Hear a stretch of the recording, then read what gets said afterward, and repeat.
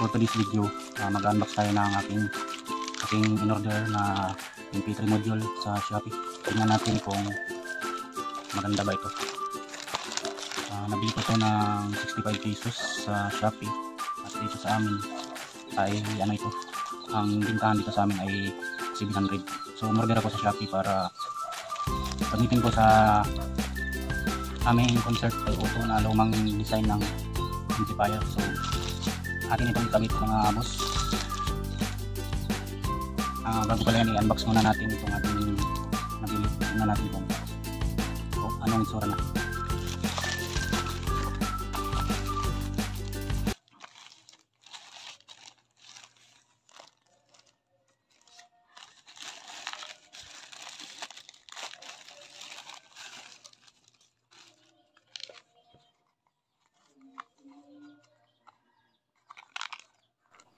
So ito yung kanyang pangalan mga boss, MP3 decode board. At saka meron na rin siya ditong manual. Ayan.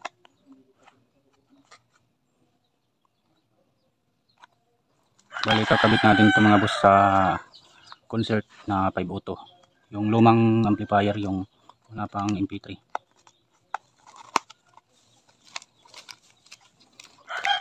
So ito yung nasa loob. Remote tsaka wire, dalawang wire. So mukhang legit siya mga boss.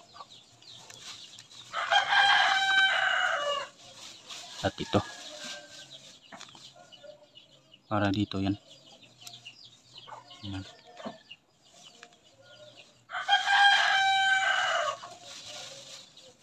So ito na siya mga boss. So hindi naman siya mahirap ikabit kasi may ano siya. Yan, may color coding. Tsaka ito para to sa supply. Supply niya itong may pula. At ang supply niya mga boss ay ano, nakalagay dito na 5 volts at saka 12 volts power supply. So pwede pala siya ng 5 volts yung ating gagawing power supply nito mga boss. At 12. So pili lang kayo kung anong meron kayo.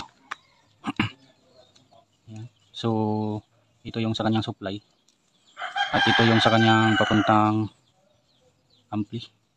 Yan, 4 na wire. At itong pula,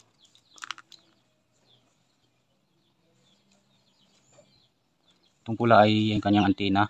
Tsaka itong tatlo, ang gitna nito ay ground. So ground to at saka left and right output o input.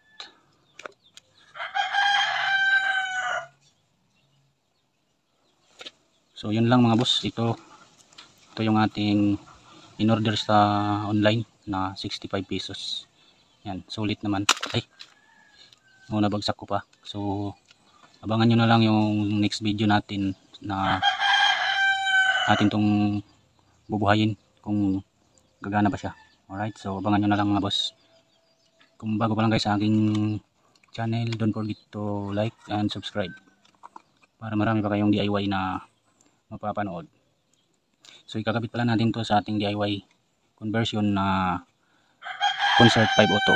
Gagawin natin siyang Bluetooth. So may Bluetooth na siya mga boss. Pwede na natin siyang patugtugin ng naka Bluetooth. Alright, so yun lang. Maraming salamat.